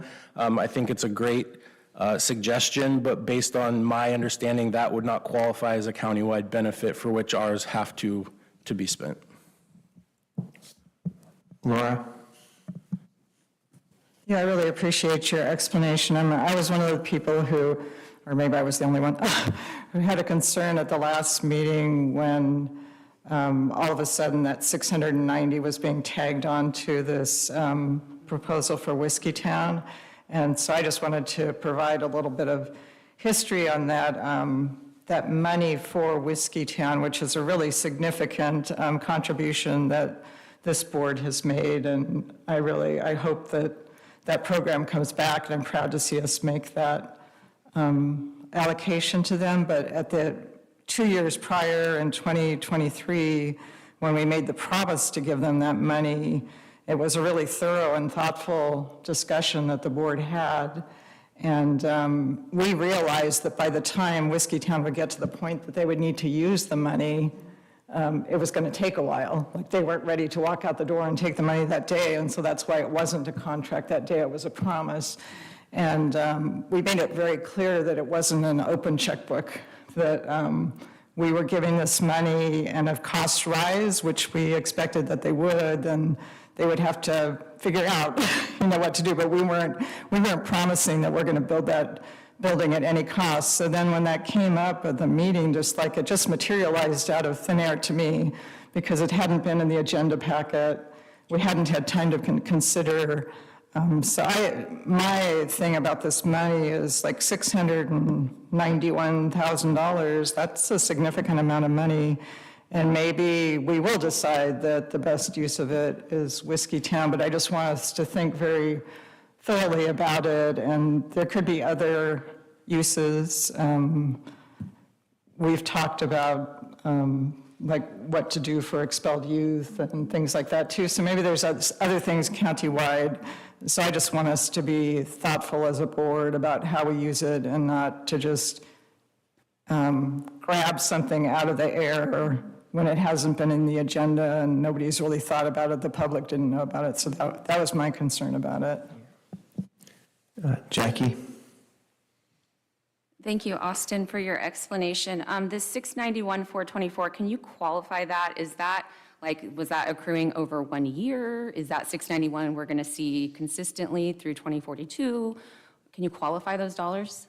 Yeah, so the funds that we receive annually from the RDAs goes into this fund. So the funds that are coming from the tax-based revenue are going into Fund 25.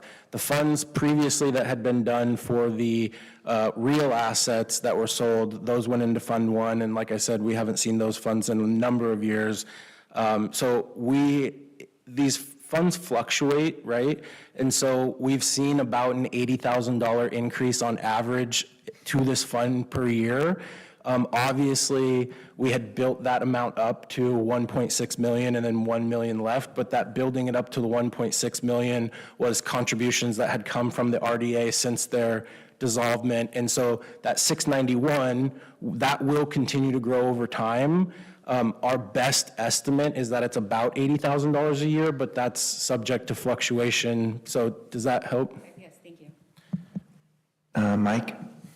I just want to thank Laura for her comments, and I do appreciate the decision that was made in last month's meeting to bring this back for those reasons, right? Not in the agenda, like a decision to do anything with the unallocated deserves time for the board to consider, time for the board to learn what is the history of RDA, what is the future of those RDA funds.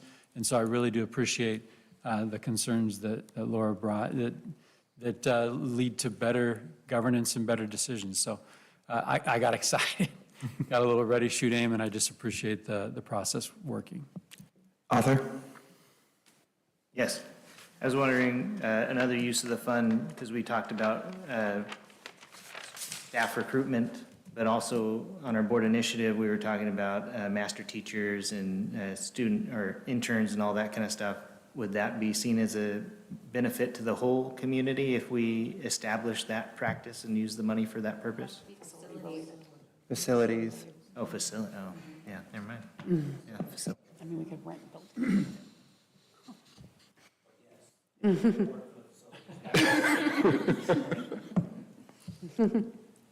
thought, though. Any other discussion on the RDA funding? All right, then we are on 12.2. Oh, Teresa? No. But you can go. Yeah. I have to piggyback on Laura, on what she said on that, and I kind of have some ideas that I think, I know that we were talking, you had said something about Sequoia having a CTE exploratory program going, but I'd like to see it in more than just Sequoia. I don't know if Parsons has one, I don't know. I just know that it has to start long before high school. And I think that if we've got surplus properties, and we got some extra money that we could actually put something into that surplus property to where some of these 6th, 7th, and 8th graders could come in and explore, I think that'd be an awesome idea. So, just saying. Mike?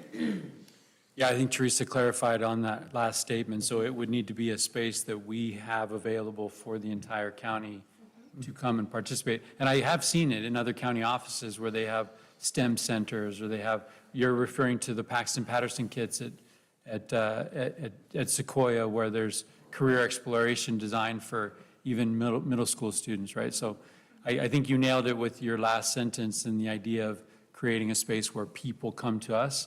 We couldn't necessarily, to the countywide benefit, we couldn't go directly to students or individual school sites to use this funding, but maybe something centralized. Like the surplus bus place, the one that's on Grange? It's industrial. Arthur? Just to piggyback on Teresa's, I was going to say we could do it for ROP facilities. So if we're looking at upgrading facilities so that they could have more things to offer, whether it's a Sims lab for healthcare or, welding, all that, since it ties into facility, we could think outside the box a little bit.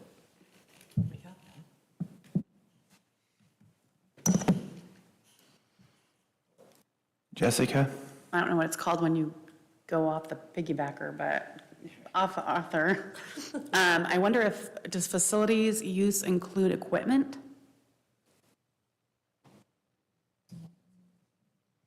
I believe that the specific funds that the dollars are in are for capital outlay projects, which would be not including equipment specifically to modernization or building new facilities. Okay. So maybe modernization could fall into the equipment, depending on like the ROP modernization of their facilities that, yeah. But countywide benefit. Anyone else have any comments or questions? All right, then 12.2, Association of California County Boards of Education report. Jackie? Yeah, so I am super excited, along with ACCBE, to announce their first in-person conference. It's called Knowledge to Action.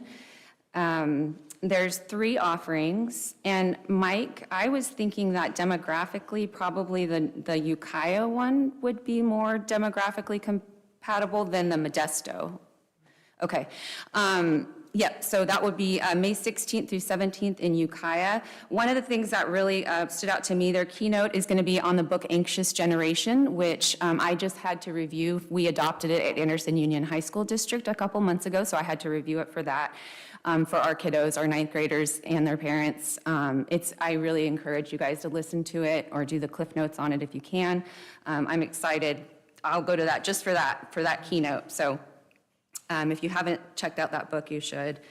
So I'm encouraging everybody to go. I'm going to go. So that's May 16th through 17th in Ukiah.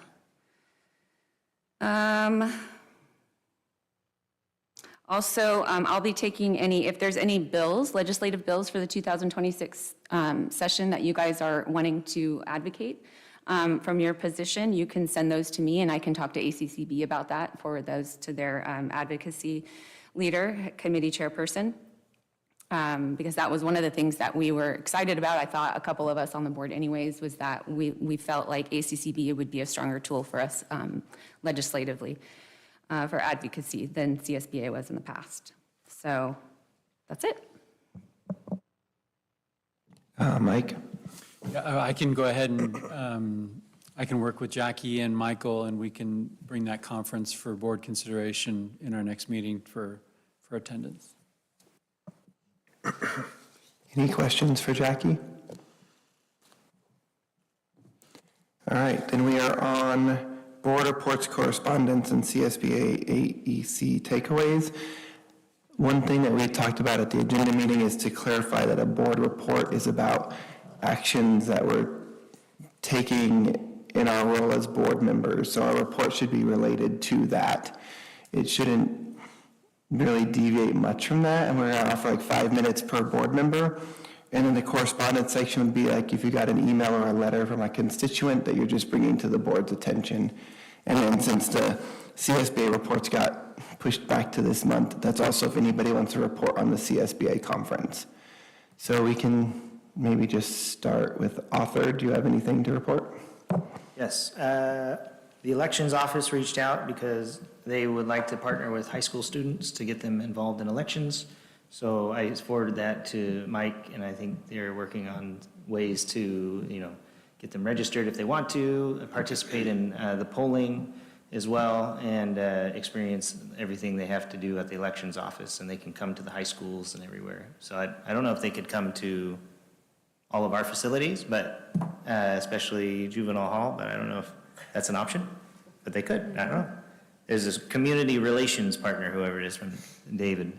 The other one for CSBA, it was great. I took a lot of videos when I was there, interviewed a lot of the people, and it was good. Me and Teresa went around and interviewed all of the vendors so that we could see what they had to offer, and they had a really good, forget what it was, but a homeschool or / charter school program. They were from back east. Yeah, it was an online program.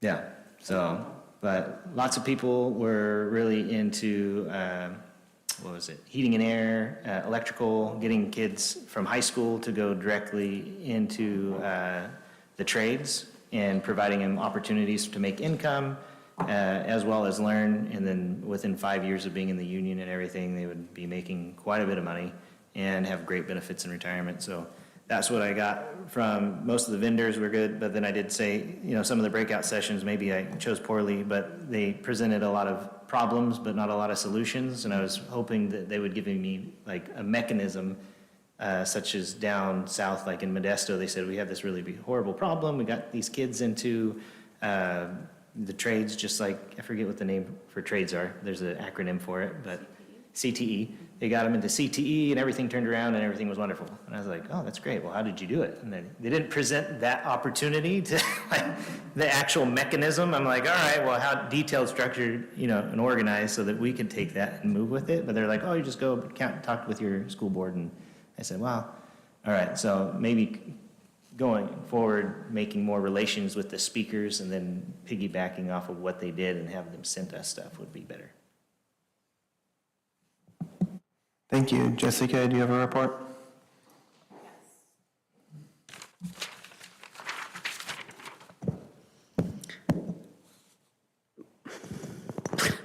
This one, okay. All right, so I guess I'll start with the Reading Pals. My goal was to recruit 5 people for that, the last orientation, which I hit my goal, so I was proud of myself for that. Recruiting just people in the community to go and attend the orientation, hopes to become a volunteer for Reading Pals. I continue to encourage the rest of the board members to make some sort of goal for yourselves so that we can all be recruiting diverse people to be readers for the kids in that program that's been very successful.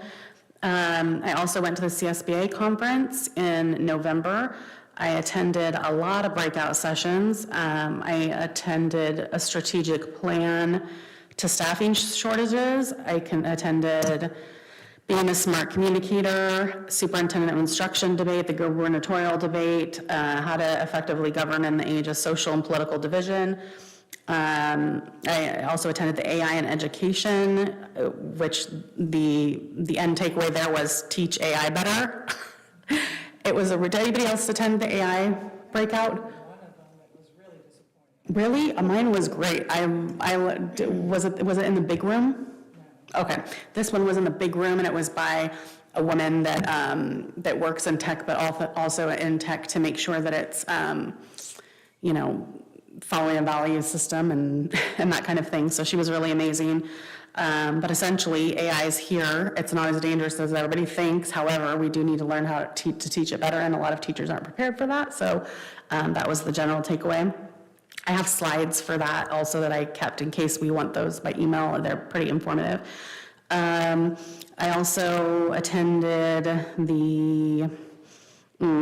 some of you probably heard about the one group, I can't remember which school district it was, but they all had masters in governance through CSBA. Did you hear about that? So that was something I'd like to put on an agenda in the future, the mastery in governance with CSBA. I thought it was really impressive that their entire board were masters in governance through CSBA. The most informative breakout session that I attended was the strategic plan, Grow Your Own, is what it was called. And this was presented by Corona Norco Unified School District. They have an extremely successful pre-apprenticeship program for teachers at their school and educators in general. They started it in 24-25, and they had 262 students enrolled. The next year, they had 480 enrolled. It starts with a pre-apprenticeship where they're learning, students are in high school, I think it begins in 9th grade, they learn soft skills, and then it prepares them for this internship to become what's the word when you are helping teachers? What's the term, the position? Para, yes, para. So it's an apprenticeship para-professional position. It can be held once a student's 16, and they spend 2 years in this apprenticeship, and it's a registered apprenticeship, so it counts for registry. I have slideshows for this too, and I talked to the superintendent afterwards. I'll tell you about that in a second. But so by the time they graduate high school, I know I only have 1 minute, but I feel like this is important, so I'm going to keep talking if that's okay. We have, so once they pass the 2 years of apprenticeship, and they work with the union, they work with the teachers union so that they make sure they're not like infringing upon positions with the staffing. So they can't replace a teacher, they can't replace a para, they can't make more than a para makes. They start at minimum wage, they increase I think it was 50 cents every 6 months or something like that. So the goal is by the time they graduate high school, they have 2 years of experience, they can go to the junior college, they can become a full-blown teacher with 4 years of experience by the time they're graduated with their credential, and essentially coming back to their district to teach and give their skills. So I thought that was amazing. I talked to the superintendent there who offered for people to come speak with him. I asked him, I knew we had this staffing, what's it called now that we're gonna do?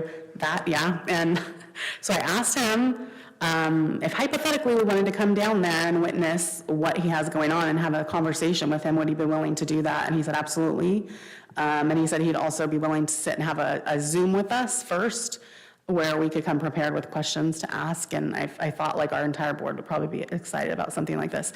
But it's not only education, they also do CTE and things like that, all different kinds of program with pre-apprenticeship. So I thought that was really exciting. That was my biggest takeaway. Yeah, so I appreciate the opportunity to go. I appreciate everyone's support on allowing us to attend those things, and of course, the taxpayers for paying for it. And that's all I have for this month. And I hit my time, so yay. Thank you. Teresa, do you have a report? I got a phone call, or actually a text from a constituent, and she was a little worried that we were going to drop all of the childcare programs because of the federal funding freezes. So I told her that I would bring it up with the board and find out what's going on. Mike? Yeah, so that was definitely concerning news to a lot of our families. Having the conversation with Renee, I know Claudia, you've been working very closely with Renee. So Renee Menifee, our Executive Director of Early Childhood Services. My understanding is the latest is that it is business as usual with the court injunction freezing. And we have seen this with title funds. I think if we can look back, we have seen some of the same process from federal government freezing, judicial action taken to block that. And I believe that's the latest. I don't know, Claudia, if you had anything to add. That is the latest, and we did send notification to families and staff, so they see it on the news that they're not concerned. So currently, the state, the federal government has requested data from the state, so they're collecting that information, that they are very confident they already have the data, and so they're in that process. But it is business as usual. And I do think that the freeze did come from fraud concerns, and so we have obviously been trying to run our programs with that above reproach and ensuring that we are compliant and that our providers are not fraudulent in the payments that they're receiving. Laura? Okay, picking up the theme of CSBA. I guess I would say there were some recurring themes of several of the sessions that I went to, and so those themes were closing the achievement gaps, and that more needs to be done, and it needs to be done at a quicker pace, and that the state needs to be involved, but be involved in a different way, just beyond enforcement, but positive direction, and also the state needs to be accountable as to why the achievement gaps are not closing more quickly. So that was a big theme. There was a call to reorganize all these different state educational entities so that there's less duplication among the entities and they're all kind of working in the same direction and not siloed as much as they are. And again, sort of the idea that lessen the state's emphasis on compliance and make sure that state educational agencies are providing more support to school districts and are more, maybe change their mode to being more service-oriented. There's a push for fewer reports and unwieldy documentation for school districts. And there was a call to rework differentiated assistance and be doing that in a different way. So I expect that will be a big one for us. I attended a bunch of different sessions. I just focus on one here because I thought it had the most value, and that was about interdistrict transfer appeals. And they talked about just this tension between school districts and county boards over students with special education needs, which that's the scenario we've been in. And apparently it's not just us. So one of the takeaways, the people giving this presentation did a really good job, and just one of the takeaways was for the counties to be very clear to districts about what the county board expects when there's a hearing by the way of documentation and evidence, so that you're treating it the same each time, and that the districts know what we expect. And so I think there's probably opportunity to maybe tweak our handbook or do some communication maybe a little bit differently. They also talked about, messaging to the community by way of your website, and they're talking, for district websites, but I think I could see some potential for the county website talking about interdistrict transfers. And I think I stayed and talked with this guy afterwards and said, in Shasta County, we have this, we're choice for families. You can go to whatever school district you want to go to. And now we find that that gets in the way when we have a interdistrict appeal, a transfer appeal, because when this question comes in about the services and can you provide services for special education students. So I think like the community at large thinks this family choice, but the school districts and the educators are like, well, not really, because there's this other thing. And so maybe we could be communicating it better to families in the district. So I just bring that up as maybe a place to look where we could make some progress. And then beyond the CSBA conference, I've attended a few other things. I attended a webinar of the News Literacy Project. It's a project of the State Department of Education, the California School Library Association, and the one I went to, the Glen, Santa Clara, and Fresno County Offices of Education.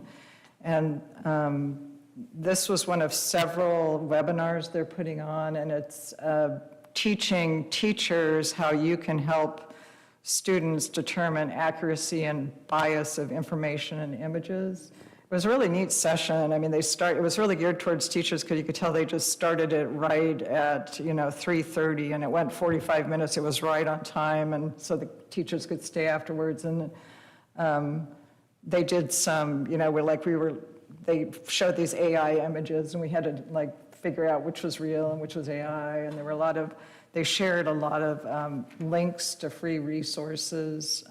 So it was really good. It was really an interesting thing. I might try to tune into another one of them sometime. I attended the ACCBE webinar on charter renewals and appeals. And I recommend listening to the recording of this session, or at least going through the slides of it. I've been through a lot of different appeals and renewals of charter schools, and I learned quite a bit by sitting through this.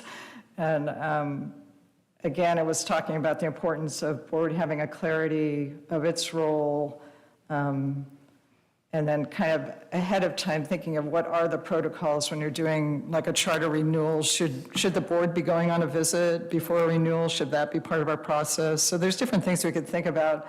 There was a guy from Placer County who was one of the key people giving the presentation. They are updating their policies.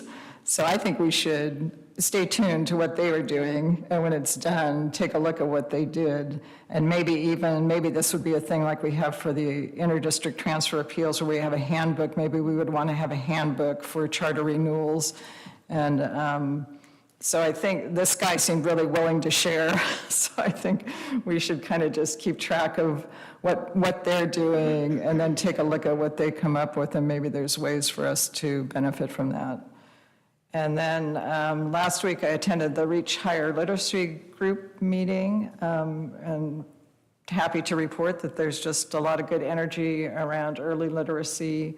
Right now, Enterprise and the Reading Elementary School Districts are doing a reading bowl, which is a takeoff of the River Bowl. So it's a competition of how many books you read, which I think is a pretty clever idea. And then, like we said earlier, Reading Pals that's a growing program. Dolly Parton Imagination Library now has 2,500 children registered. And the Love of Literacy event in the community will be February 2nd through the 13th, where you can make book donations at Les Schwab. And as part of that, there's Drop Everything and Read, and that day is February 13th.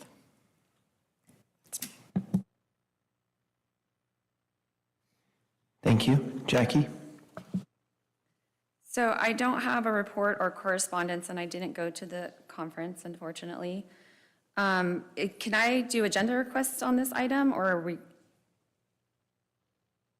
would that be appropriate for this item?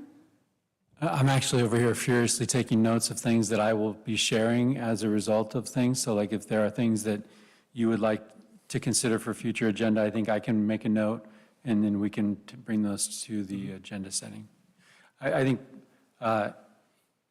in a perfect world, like a follow-up email to the board president to formalize the agenda request would probably be appropriate, but we're taking notes here too, so.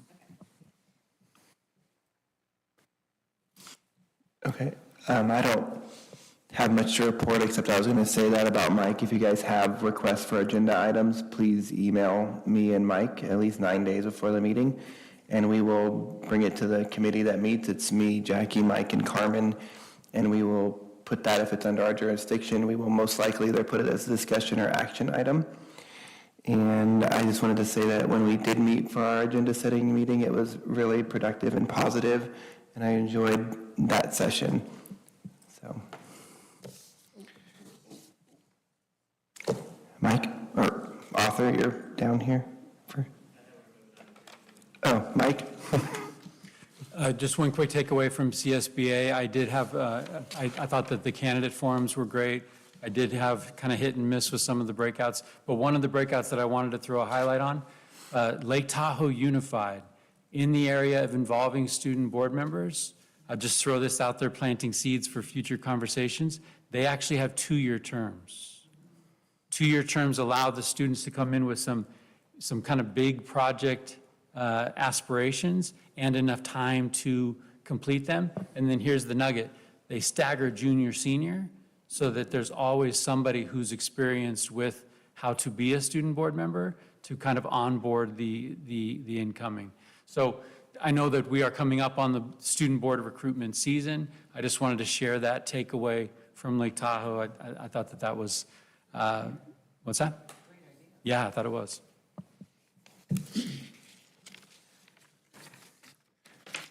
Arthur, I have a question about item 13, which is what we're moving on to, which is reminders and upcoming events. Yes, I was just wondering if there is a link to the Native American meeting tomorrow online. Is there a link for the? Yes, we will get that out. Okay. It's a Zoom. Oh, okay, cool. Jessica, did you have a question about the upcoming events? Well, I inputted that back when we were doing our report still, but No, the report, you have your 5 minutes for reports, so. So we're on item 13 now.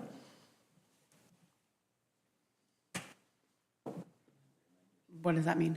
It means we're on we are on reminders and upcoming events. That's where we are right now. Okay, my reminder to Mike about our conversation regarding reimbursements for attending events and per diems and all that kind of stuff. We were going to have that discussion. I just wanted to remind you about that. I appreciate that reminder, and I think we can maybe even incorporate that in when we do have the conversation about conference attendance. Yeah, great, thank you. All right.